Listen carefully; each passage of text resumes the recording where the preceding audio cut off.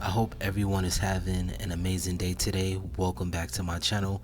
If this is your first time here, I want to say welcome. Let's talk about it. Michael Porter Jr. from the Denver Nuggets. He is considered a rookie this year because he was drafted in 2018 by the Nuggets with the number 14 pick in the first round.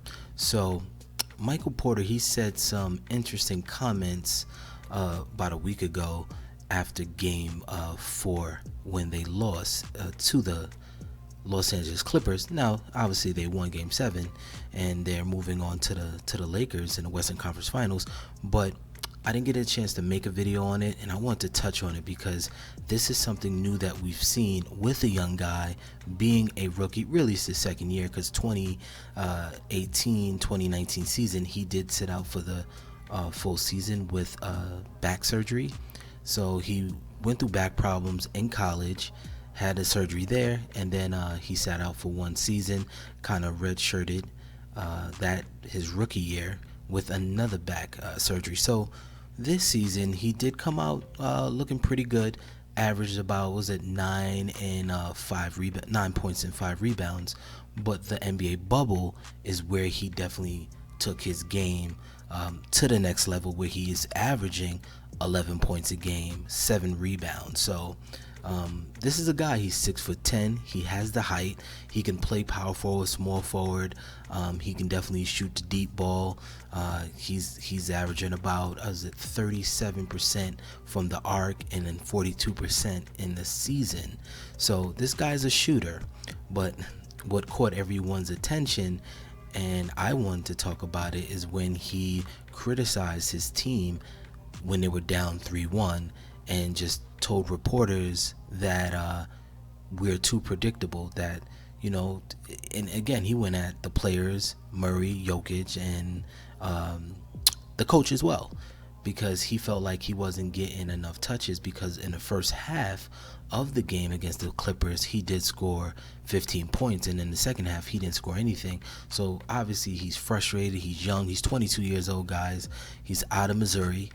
He went to Missouri. He's from Missouri, and in high school he was a 5-star recruit, and ESPN had him number 2 in the country. So he was highly regarded as a player, and oh yeah, definitely he has hops. He can jump out the gym. But now with the back surgeries, we don't know what he's really gonna become, and this is his first season that he got to kind of show out.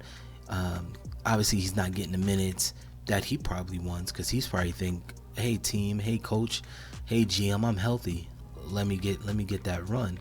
But they're monitoring his minutes, where he's getting about 24-25 minutes, and that's not pretty bad for a 22-year-old quote unquote I was gonna say freshman, a rookie. But Paul Pierce said it best. He said, young fellas, just stay in your lane. You're gonna have your time. You're a rookie. Just be happy that you're playing. And another thing, be happy that you're healthy. So sometimes I think with players, especially young players, they let not just the money, they let, in their mind, they feel like people pumping them up like, Michael, you are the best. You're better than most of those players. You're better than Jamal Murray. And obviously he's a lot taller than him, and he probably think I could beat him one-on-one. That kind of attitude. He's young, but Murray's a star. Murray's a closer. Michael Porter, you're not a closer, and it's going to take you time. I'm not saying you won't get there, right? You'll get there, but just be patient. And Dame Lillard came out, even said too that Michael Porter was wrong for what he said to the media, and that stuff should stay internal, which is true. And I get it. You want to touch the ball, you want to get your shots up, but that's very rare that you see. Who it reminds me of a little bit? Man, I'm gonna take you guys way back. I don't know, I kind of know the people that are subscribed to me, to my new channel, and follow me. And some of you guys are young, some of you guys 30s, 40s, 50s, all type of ages. But I'm gonna bring you back to Antoine Walker.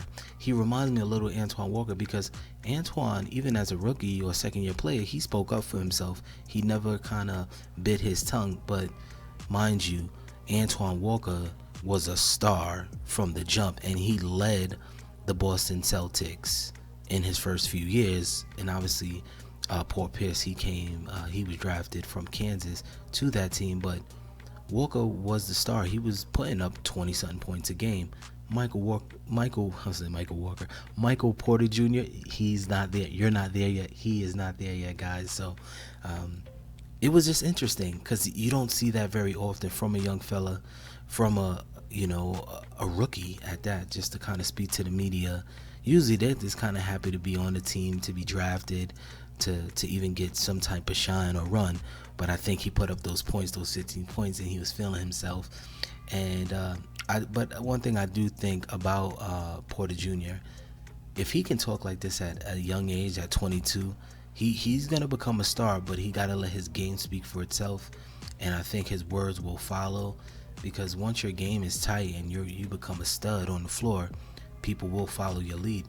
You might not have to do all the talking, and by that time, plays are gonna get ran for you as well. And let's see what he does against the Lakers, because I think he can definitely give Kyle Kuzma and LeBron a little bit of hell. You know what I mean? Which is a good thing. You know, he's a young guy. He can shoot. He could put the ball on the floor. You got Jokic. You got Jamal Murray, and you have some role players and hella coaching. So, again, I think the Lakers are going to win the series. I think it's going to get gritty. I could see the Lakers probably winning in 6 or maybe 5. It really depends if the Nuggets, have that deficit, those last 2 series deficits of 3-1. I don't know if they can go down 3-1 and the Lakers are not going to close them down. So I would not recommend for the Nuggets to be down 3-1 against LeBron and Anthony Davis and those boys. It just won't be a good thing. It won't be a good sign for them. So I just wanted to touch on that, guys, with Michael Porter Jr., because I didn't make the video prior, but I know with the Nuggets winning on Tuesday night, I wanted to kind of put that back to light, because now everything is quiet in the bubble, must I say, with Michael Porter Jr. There's no criticism now, and I think in Game 7 he kind of rode that bench. He rode that pine. He didn't really get much minutes. I think he might have got maybe 14 minutes and probably scored about maybe, I don't know, 5 or 7 points, if that much, maybe less. He probably had 4 or 5 points. He didn't really do anything. So it's just, I think that was a good thing for him, because I think the coach, he humbled him, saying, "Hey, young fella," it's like he gave him a little spanking real quick.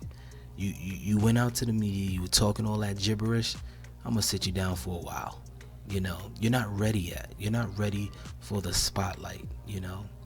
And he will, guys. I think Michael Porter Jr. will be a all-star superstar. I don't know. He has superstar potential if he gets the minutes and he performs well, and he's on a young team that's hungry, and how they say they're 4 games away from going to the championship, to the finals. So I wouldn't count them out.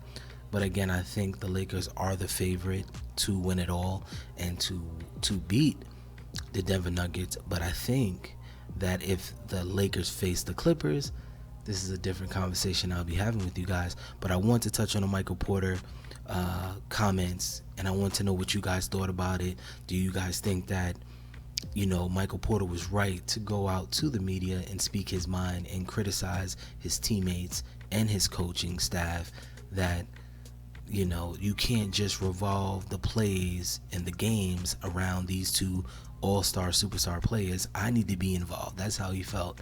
Do you think he was right for that, or do you think he should stay in his lane and let his time come? And make sure you guys like the video, share the video, and subscribe. And I will talk to you guys soon. Take care, guys. Peace and love.